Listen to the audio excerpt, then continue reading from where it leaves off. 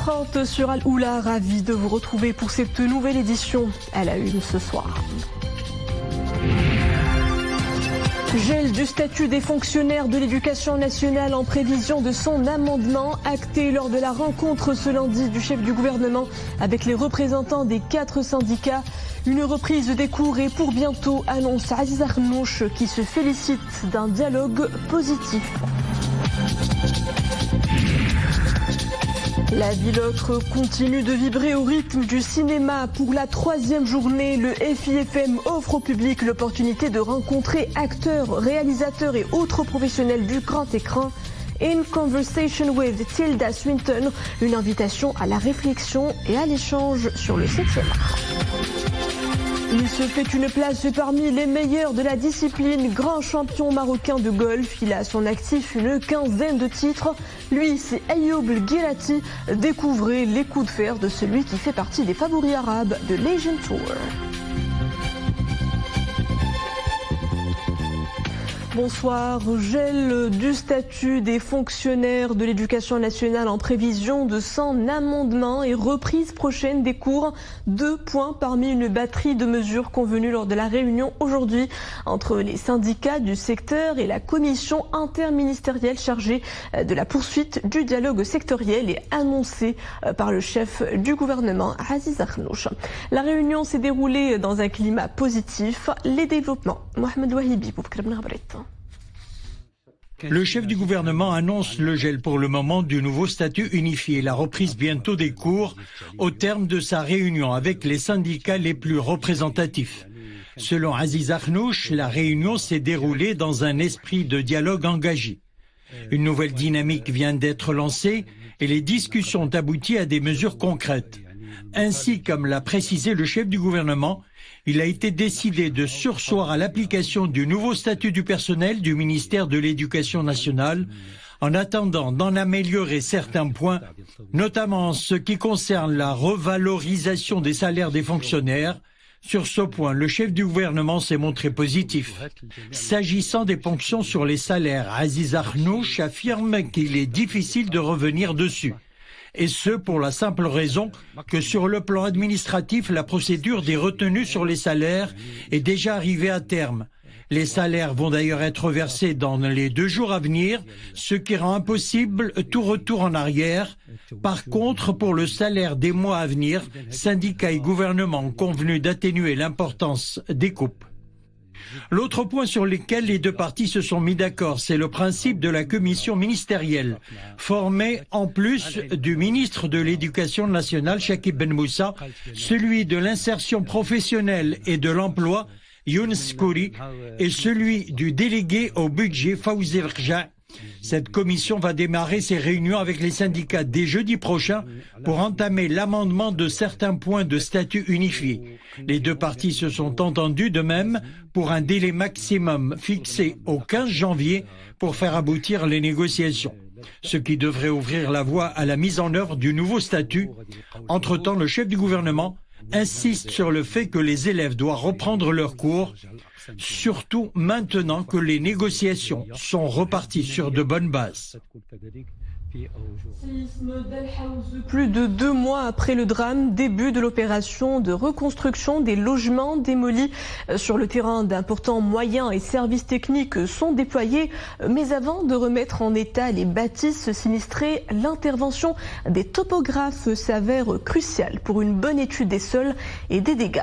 Commune d'Ighram Noukdal relevant de la province de Ouarzazate, où l'identification des habitations menaçant ruines ou partiellement endommagées est en cours. Mohamed Rachid et Zakaria Moukhinbillah. Dans ce douar de la commune rurale Ighram Noukdal, province de Ouarzazate, Khalid, topographe, tente de se frayer un chemin.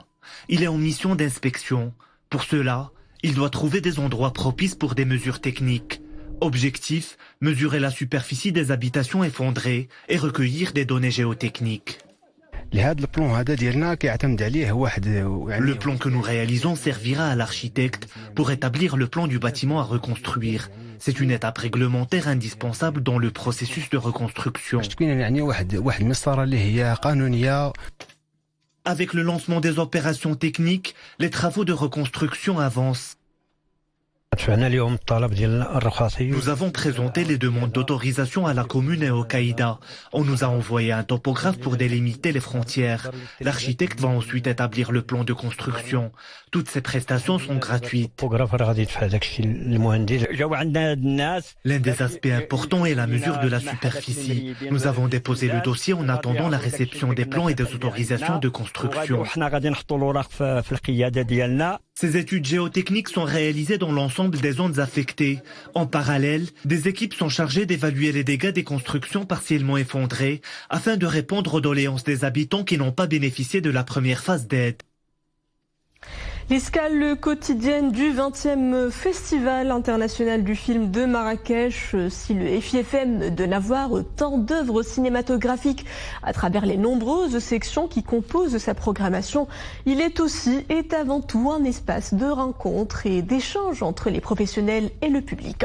In Conversation With permet justement à des têtes d'affiche de livrer des masterclass passionnantes devant un public de cinéphiles ravis. C'est un reportage d'Asma Tazi, Mohamed Hassan Mskour et Dominique Orlando. C'est probablement l'un des rendez-vous les plus attendus de ce Festival international du film de Marrakech qui permet de donner de la vraie consistance à ce qu'il est convenu d'appeler une rencontre. La section s'intitule In Conversation With.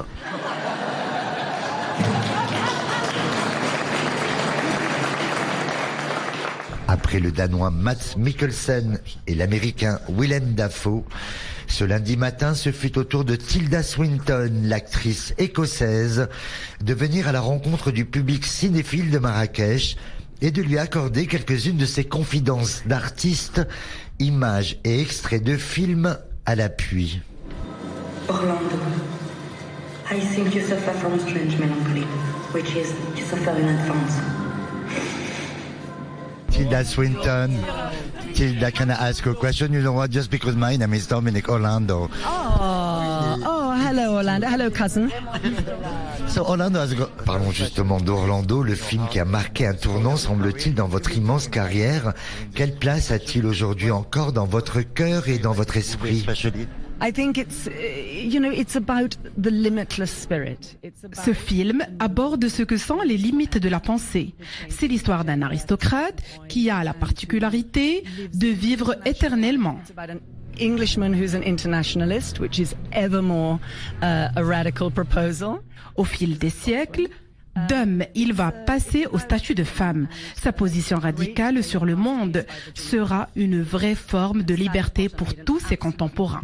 Le film est toujours d'actualité. And it's being re-released, and I think a new generation will find it and find it very fresh. Last question, what is the most delightful? Qu'est-ce qui vous semble le plus réjouissant dans votre travail d'actrice?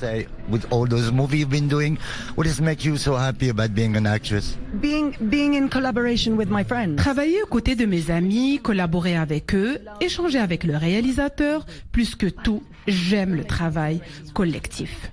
Participer à la réalisation d'un film, il n'y a pas mieux. Pour cela, j'ai beaucoup de chance. So I'm very, very blessed.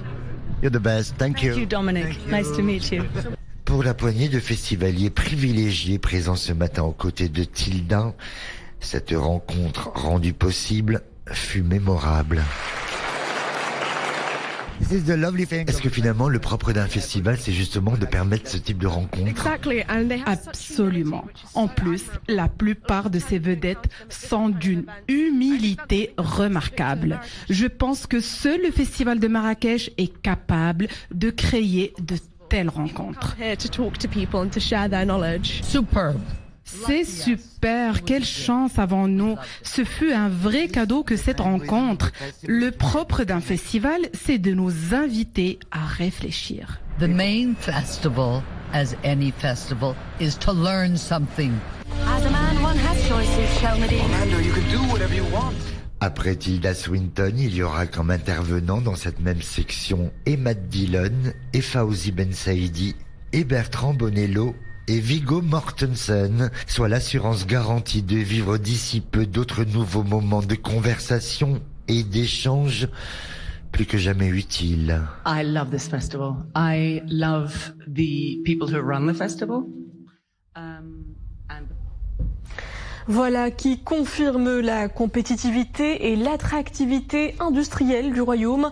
Excelia Maroc, filiale du groupe français du même nom, vient d'inaugurer à Mohammedia un site de production flambant neuf, une structure spécialisée dans la fabrication des composantes électroniques, des produits de haute technologie destinés aux marchés industriels de pointe tels que l'aéronautique ou encore le spatial. Mustafa Ouda, Fatiha Omrar et Zakaria Mouknibillah.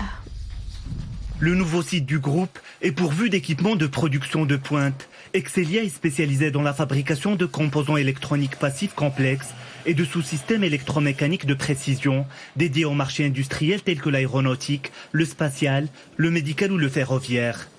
Nous avons trouvé toujours toutes les conditions nécessaires au développement de notre activité.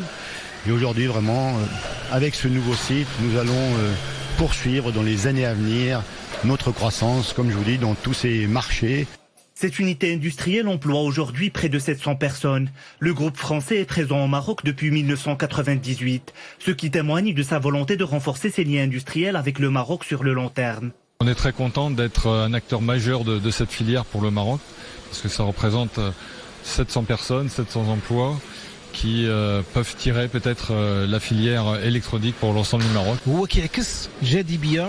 L'installation de cette usine de production de composantes électroniques complexes confirme la compétitivité et l'attractivité de la plateforme industrielle marocaine. Cela relève de la mise en œuvre des hautes orientations royales en termes de développement de l'investissement productif, levier essentiel de relance de l'économie nationale. Les produits fabriqués par Excelia Maroc sont présents sur des plateformes telles que les avions A350 et B787, la constellation de satellites OneWeb, les appareils d'imagerie médicale IRM et scanners, ou encore à bord d'équipements de sécurité des trains à grande vitesse.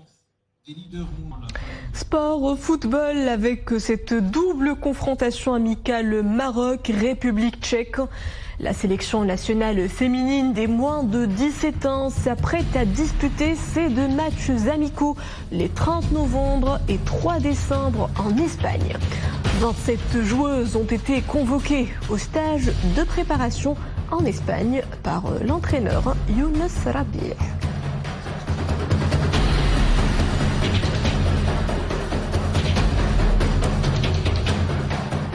Leur exploit force tout autant de respect et d'admiration. Les joueuses de l'équipe nationale scolaire féminine des moins de 15 ans ont regagné le territoire national après avoir remporté au Caire le titre du championnat arabe scolaire.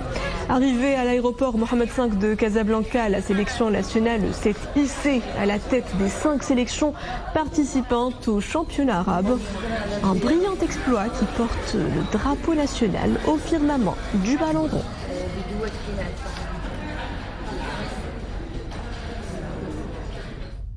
Il inscrit son nom en lettres d'or dans les annales du golf en remportant le championnat arabe pro de la discipline. Lui, c'est Ayoub El Guerati. Ce jeune espoir marocain est fort d'une carrière golfique à succès. Sa récente qualification à l'Asian Tour fait de lui un athlète de la trempe des grands. Notre équipe est partie à la rencontre du champion. Son portrait est signé Amin Hnaoui, Ahmed Hamri et Boubkar Ben Ghabrit. Il a découvert le golf très jeune. Natif de la capitale du Souss, Ayoub El Guerati a frappé sa première balle à 11 ans, au Royal Golf d'Agadir. Sa passion pour le golf lui a permis d'être sélectionné en 2011 dans la filière golf haut niveau au centre sportif Moulay Rachid de Bouznera. Travailleur acharné, ses progrès et son niveau de jeu lui font comprendre qu'il peut viser les circuits professionnels. C'est ainsi que démarre sa quête vers les hauts sommets. La Fédération royale marocaine de golf, présidée par son Altesse royale le prince Moulay Rachid, fournit de grands efforts pour accompagner les jeunes golfeurs dans leur parcours et représenter dignement le Maroc dans les différentes compétitions internationales. Mon rêve est d'être le premier golfeur arabe qui intégrera la première division asiatique, un objectif pour lequel je me bats actuellement et j'aimerais représenter dignement le Maroc. Ayoub, c'est un joueur que je connais, que j'ai vu grandir dans le golf. C'est quelqu'un que c'est Bhalouldi. Donc je sais qu'il a beaucoup de potentiel et qu'il a besoin d'aide pour pouvoir arriver à ses objectifs, on est là pour le soutenir. Le golf, une discipline qui demande patience et de longues journées de travail. Un sport coûteux, c'est aussi l'activité sportive individuelle la plus pratiquée au monde et cela demande à être sponsorisé. Notre volonté, c'est simplement de l'accompagner dans son succès futur, de grand champion marocain de golf, et de lui permettre d'avoir les éléments pour pouvoir progresser et avancer dans sa carrière. C'est notre souhait, l'accompagner, être toujours là pour lui, et lui donner l'opportunité d'être à Mazagan et d'utiliser ce magnifique golf et tout ce qui ressort du golf pour l'aider dans son succès. Ayoub El Guerati avait inscrit son nom dans les annales du golf en remportant pas moins de 15 titres durant sa jeune carrière. Le dernier en date, le 4 août de cette année, en remportant la première édition du championnat arabe professionnel à Casablanca, Green Golf à Bouskoura. À présent, cette opération de sauvetage en mer à 142 km au nord-ouest de Tantan.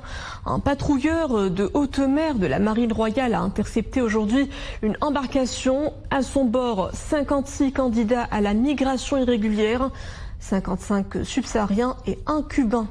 Les personnes secourues comptaient se rendre aux îles Canaries et elles ont reçu à bord les soins nécessaires avant d'être acheminées au port de Tantan et remises à la gendarmerie royale pour les procédures administratives d'usage. Avant de vous quitter, je vous laisse apprécier ces images qui nous viennent de Chine. Le pays accélère le développement des voitures sans conducteur. Des véhicules autonomes, connectés et intelligents sont testés sur des routes désignées. Sans pilote, ils détectent les autres véhicules dans le flux de circulation et klaxonnent quand ils s'approchent d'un piéton ou d'un cycliste.